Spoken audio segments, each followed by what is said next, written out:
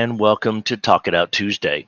The mornings are still kind of rough. It takes a while to get the motor going and get up and going. So, as you can see, I'm doing this from the house today, and I'll go into the office here after a while. But had a question come up the other day, and I appreciate the question that was asked, and I had already answered it to the individual who asked, but I thought it would be worth sharing here this morning. The question was concerning who and how will we know people in heaven? Will we know them? How am I going to know them? To what degree am I going to know them? Is it just like it is now or different? Now, let me tell you, there's a lot of difference of opinion concerning heaven. I think a lot of what we hear is just conjecture. Frankly, none of us have been there and come back, so it's all conjecture to some degree or another. But if you want to analyze the scriptures and if you want to look at what the scriptures actually tell us, they don't tell us much, to be quite honest. One of the overriding themes that we understand about when we are in heaven is that our focus shifts. So much of our focus today is on today. So much of our focus is it's on me or my family, my kids, my situation, my circumstances. And so we focus on the things right in front of us. Well, when you're in heaven, that shifts. The focus shifts. It's different than it is right now. Our main focus is Jesus. Our main focus is what does he want us to be doing at that time and place.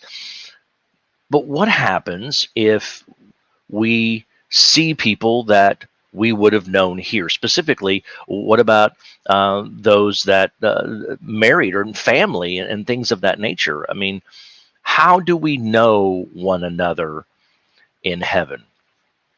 Now, there are some that would want us to understand that we're going to know people just exactly like we know them right now. And they might even use some different scriptural references to try to prove that. Well, Saul knew Samuel when he conjured him up from the past life. First of all, I think the difference there is one was on earth and one wasn't. And when we're talking about who am I going to know in heaven, we have to apply a proper biblical interpretation here. That's not apples to apples. That's apples to oranges. One was still on the earth, one wasn't. So that's not the same. Some may say, well, the rich man and Lazarus and Abraham and all of that. Well, first of all, that wasn't the focal point of that parable that Jesus told. Second of all, not apples to apples. It doesn't necessarily say that Lazarus recognized the rich man. It said that the rich man recognized Abraham and Lazarus. That's a part of his misery. That's a part of him being in hell, is the misery of memory and regret and all of these other things. There lies a little bit of a difference that they would not have understood the same. And so there are these kinds of things that people want to say, oh, this is what it is. And I disagree. In Matthew 22, around verse 25, Jesus is asked a question. Now, this is in the midst of Jesus being asked several questions by the Pharisees, some about God and Caesar and what to give and how to give and the resurrection. And so they bring him this story. I don't know if it was actually true or they made it up. But the story went this way, that a woman was married to a man who had 7 brothers. The man died, and by religious law, she married brother number 2. He died, brother number 3, 4, 5, and so on.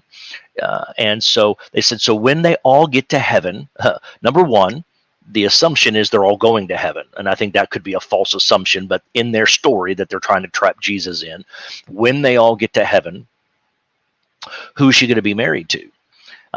And so this kind of raises the question, how are we going to know one another when we get there? And Jesus's answer gives a little insight. He goes, to none of them, because in heaven, you're not given in marriage, or you're not married or given in marriage. And so the essence here of what Jesus is saying is that, well, you don't, you aren't in the same way related. And so the question came to me the other day about this, and asked me, what do you think about that? Do we know our spouses in heaven or not? And from our perspective, it feels tragic if I won't know my wife, right? I mean, it feels tragic if you have the unfortunate reality of having buried a child. Will you know that child in the way that you know them now? And it's very tragic feeling to us. It's very emotional to us if we would say, no, I don't think you will. And it's hard for us to imagine that we wouldn't know them that way. But let me just open up our perspective just a little bit and give you a little bit of a different perspective on that. In every human relationship, there are joys and pains. There in every human relationship, and if we were to know them in exactly the same way there as I know them here, then it runs the potential hazard of having regrets or having problems or pain. And in Revelation, we are told that none of those things exist in heaven. Now, all of those things exist in hell. None of those things exist in heaven. And so I think that we will be aware of who that person is in their perfected state. I think that we will recognize them because it says we'll know them as Jesus knows them. Well, Jesus would know them in a perfect sense.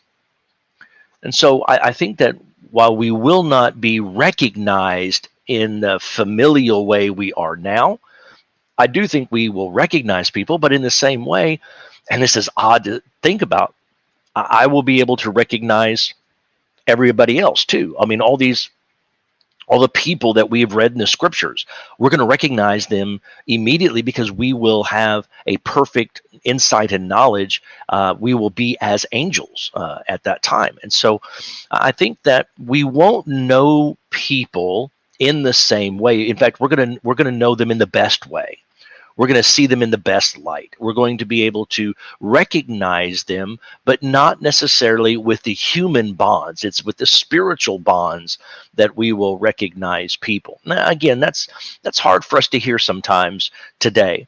Our love, our devotion, our connection with people in the human way that we have makes it very difficult for us to begin to see things in a spiritual, heavenly way.